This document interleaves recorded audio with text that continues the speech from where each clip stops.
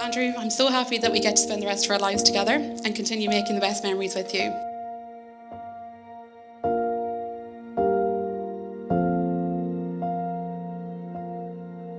You have a heart of gold and you're so patient and loving with me.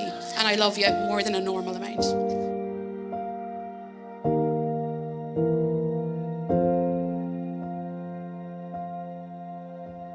Thanks to everyone who has travelled to be here today and taken the time to see Andrew legally agreed to keep me in the manner of which I've become accustomed to. In all seriousness, Andrew, I'm so pleased and proud to be your wife and call you my husband.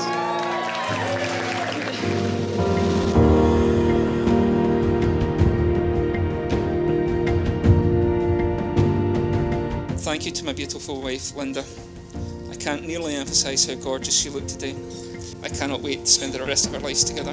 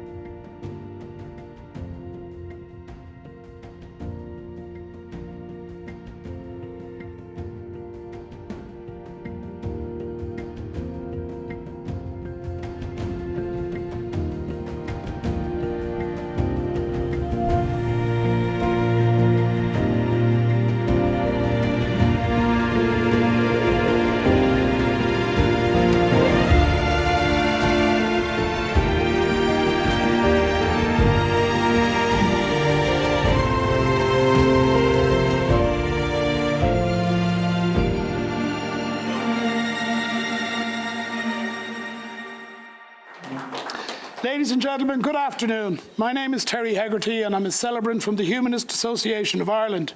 It gives me great pleasure to welcome you here today on behalf of Linda and Andrew as we celebrate the union of these two individuals and honour their commitment to one another. Now, you are their closest friends and relatives and your presence here is warmly welcomed as they both appreciate your love and friendship not only on this special occasion but also in their lives from this day forward. I'd like to thank you all for coming, especially those who've travelled long distances to be here. Now, our ceremony today will follow a very recognisable and mostly traditional format. We'll have some readings, a bit of music, and the exchanging of vows and rings. Linda and Andrew have chosen a humanist ceremony because it is a couple who are getting married at its core. This approach provides a unique opportunity for the couple to express their ideals and values in their own way, with sincerity and a strong sense of individuality, surrounded by you, the people who love them. Now, humanism is a philosophy of life and ethics based on a concern for humanity and for the natural world. We believe in finding human solutions to human problems, and it's also a life stance that does not look beyond this world for inspiration or explanation. But a fundamental attitude of humanism is that people should show respect to others, irrespective of class, creed, or race. Now, like all of us, Andrew and Linda are each part of a family and network of friends. In times of uncertainty and when separated by many miles, it becomes all the more important to recognise the value of family and friendship, the supportive web of love which surrounds us, whether face-to-face or across the ocean. Today you've travelled from many different places to be here as the bride and groom embark upon a new journey in their lives. However, let's also take a moment to think of those who couldn't be here to share in your celebrations. Now, all of you have shared, supported and contributed to their lives in the past, and by witnessing their marriage ceremony today, Linda and Andrew ask that you share in their future as well.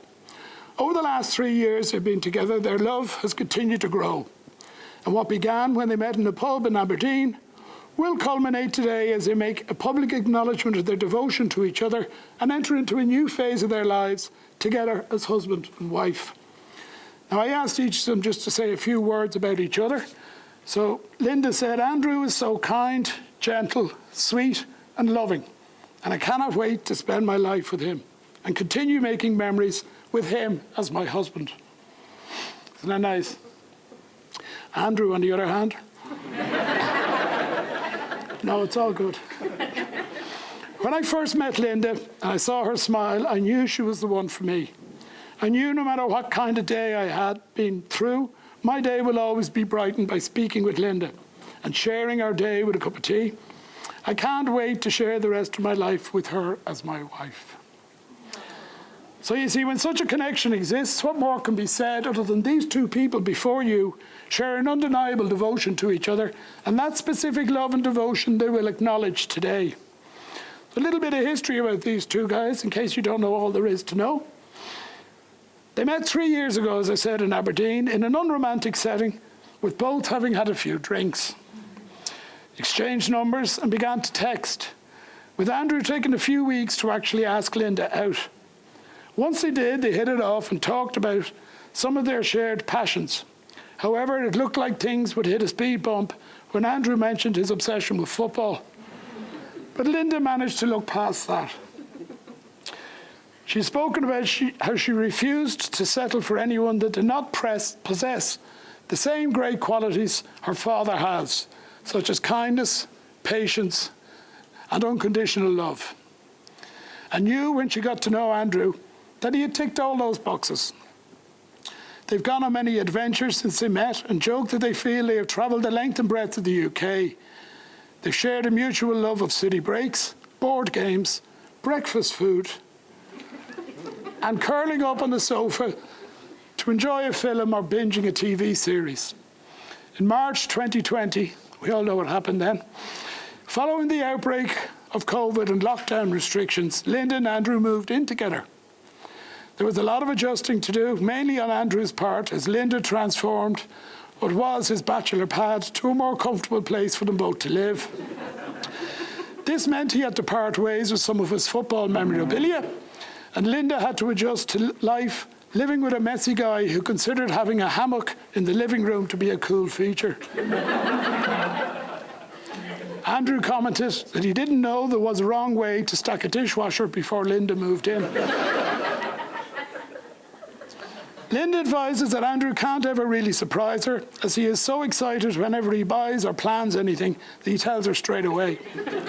However, in August 21, Andrew surprised Linda by getting down on one knee at their home in West Hill on a Saturday evening and asking Linda, "Mary Louise Taff, will you marry me?" Linda's response, "Who's Louise?" Because that's not her name. But she forgave him and readily accepted. He even chose the ring himself. So planning a wedding in 10 months has been stressful for the pair, with the additional stress of selling a property and buying a new home. With the pair stating that if they could survive lockdown, house move, and planning a wedding, they are confident that they can weather any storm.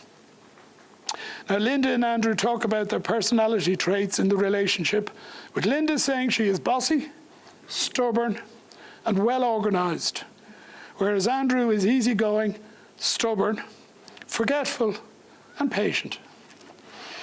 When Andrew is stressed, Linda is a calmer, more logic thinker, whereas when Linda is stressed, Andrew is good at calming her by listening and reassuring.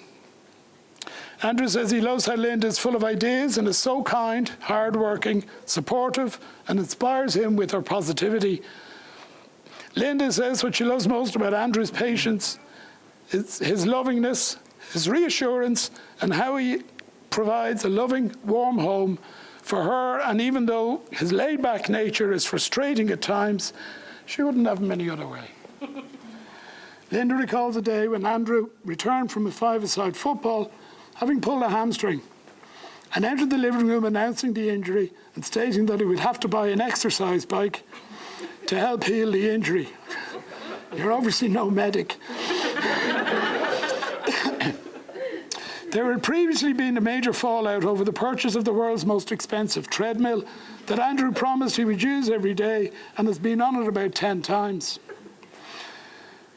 A lot of discussion took place as to why Andrew would need to purchase an exercise bike, as he was not in training for any competitive sport, and that this was not a reasonable response to a pulled hamstring. In the end, the exercise bike was not purchased and Andrew healed from his injury quickly. Now, they are both hugely competitive and even place regular bets with each other, with the loser having to do household chores. Reflecting on this, Andrew spoke about the one and only time he beat Linda in a card game called Spit. Linda claims she is undefeated champion of this game, and during a games night, Andrew beat her in one match. Linda claims it was an unfair advantage as she had consumed alcohol and wasn't on top form, but nevertheless he refused to play again, and she couldn't take any more gloating from Andrew. Now, Linda shared that she loves the little things Andrew does, like how he parks closer to cars on his side to allow her more room to open the door. Being able to laugh when the house keys go down the drain and you have to borrow a ladder from the neighbour to break into your own house. Going on a drive and stopping at every show home you see, pretending to be potential buyers. Going to the beach just to get a whippy ice cream, and he always goes into the chippy because he knows she doesn't like to. Andrew knows no matter what kind of day he's been through, his day will always be brightened by speaking with Linda and sharing the day with a cup of tea and knowing that a penguin bar or a Turkish delight are not acceptable treats. Andrew shared that to him, marriage is a lifelong commitment to Linda, a promise that he will always be there for her no matter what happens, a promise made by vows in front of our friends today and family. And by committing to this marriage, he's choosing his best friend to be his teammate for life. Linda shared that she is the most excited about sharing her life with Andrew, making memories and taking his name. One of the things Andrew is most looking forward to is to share experiences and adventures with Linda for the rest of his life and learning more and more about each other every day going forward. I think I want you more than one. No, I need you more than need. I want to hold you more than hold.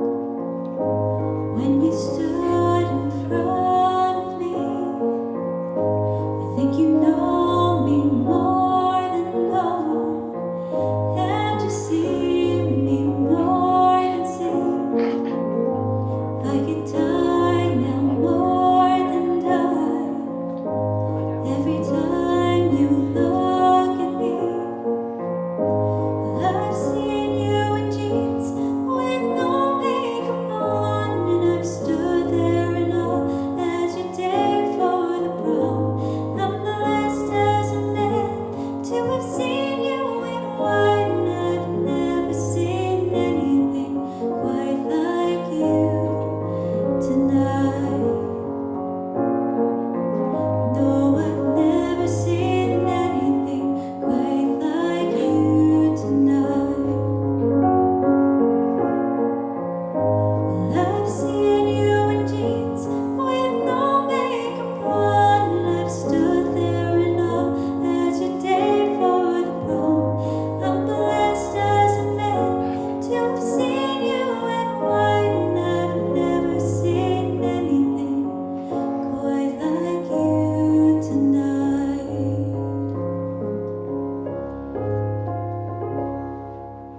And Linda and Andrew have chosen to incorporate the ancient Celtic ritual of hand fasting into today's ceremony. Hand fasting is a marriage ritual that was common in Ireland and Scotland in pre-Christian times. It's actually where the phrase tying the knot comes from. The tradition includes a concept of soul love. The old Gaelic term for this is anam cara, anam being soul and cara friend. And hand fasting is an expression of such love. So would you please stand and hold hands? Linda and Andrew, in declaring your intent to be hand fasted, you are also declaring your intent to live by all the vows and commitments you make today. Do you vow that these are the hands of your best friend, young and strong and full of love for you, holding yours on your wedding day as you promise to love each other today, tomorrow, and forever? Do you vow that these are the hands that will work alongside yours as together you build your future, the hands that will passionately love you and cherish you throughout the years, and with the slightest touch will comfort you like no other? We do. Do you vow that these are the hands that will hold you when fear or grief fills your mind, the hands that will countless times wipe away the tears from your eyes, tears of sorrow and tears of joy? We do. Do you vow that these are the hands that will give you strength when you need it, that even when wrinkled and aged will still be reaching for yours, still giving you the same unspoken tenderness with just a touch? We do. As your hands are bound together, so your lives are joined in a union of love and trust. Above you are the stars, below you is the earth. And like the stars, your love should be a constant source of light, and like the earth, a firm foundation from which to grow. Yeah, you can sit down. We'll have our first reading. Andrew's sister Elizabeth, please.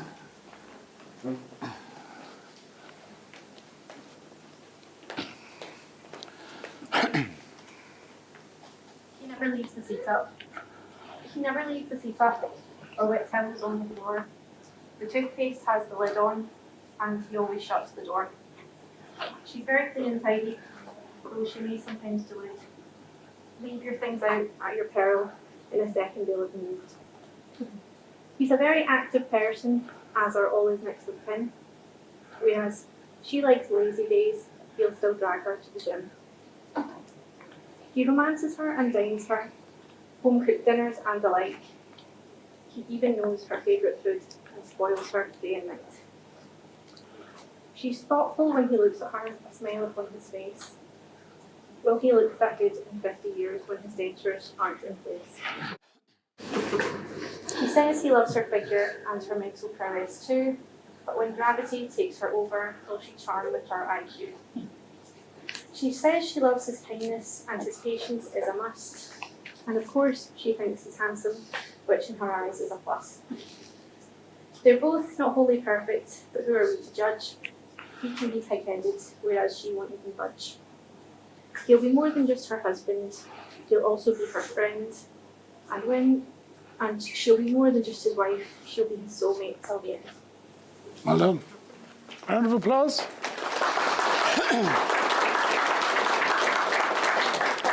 Well done, Elizabeth.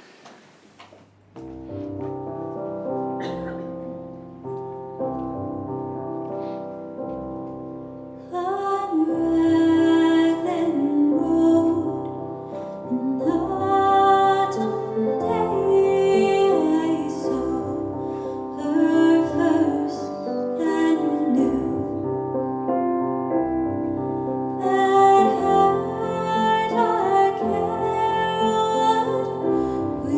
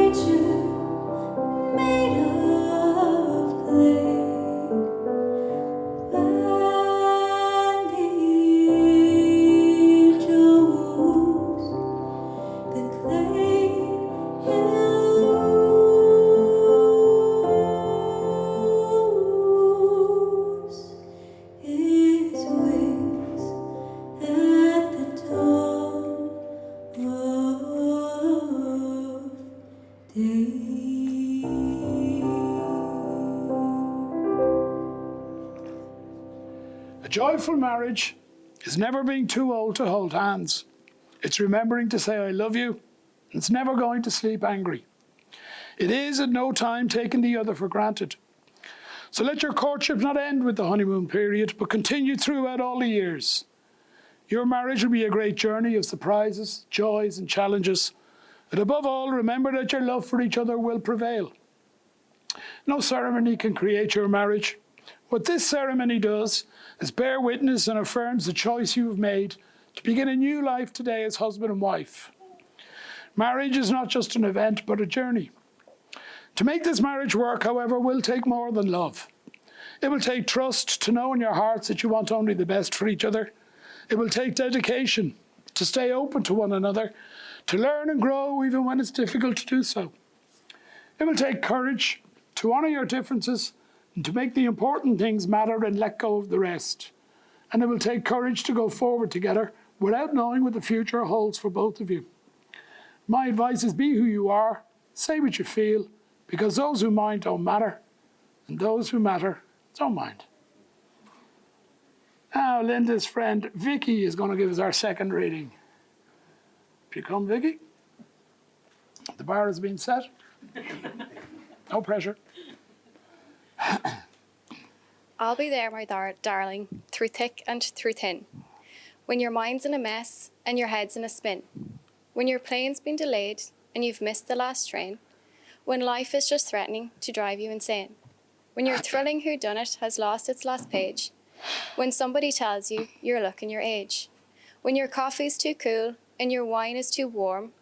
When the forecast said fine, but you're out in a storm. When your quick brick hotel turns into a slum. And your holiday photos show only your thumb. When you park for 5 minutes in a residence bay and return to discover you've been towed away. When the jeans that you've bought in hope or in haste just stick on your hips and don't reach round your waist. When the food you most like brings you out in a rash. When as soon as you boot up the bloody thing crashes. So, my darling, my sweetheart, my dear, when you break a rule, when you act the fool, when you've got the flu, when you're in a stew, when you're last in the queue, don't feel blue, because I'm telling you, I'll be there for you. Well done.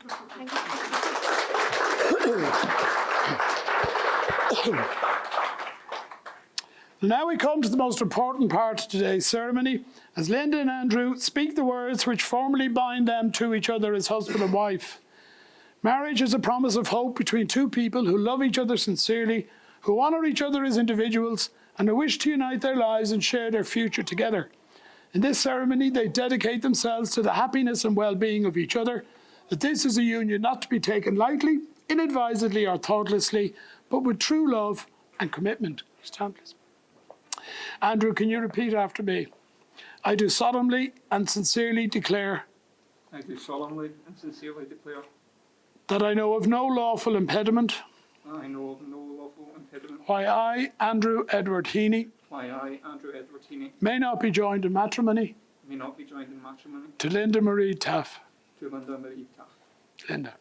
I do solemnly and sincerely declare I do solemnly and sincerely declare that I know of no lawful impediment that I know of no lawful impediment why I, Linda Marie Taff, why I, Linda Marie Taff, may not be joined in matrimony may not be joined in matrimony to Andrew Edward Heaney. to Andrew Edward Heaney. Do you both understand the declarations you have made? Yes, Have you made them of your own free will and without duress? we have. It's a legal bit done. Now, no other human ties are more tender and no other vows more important than the ones you are about to make.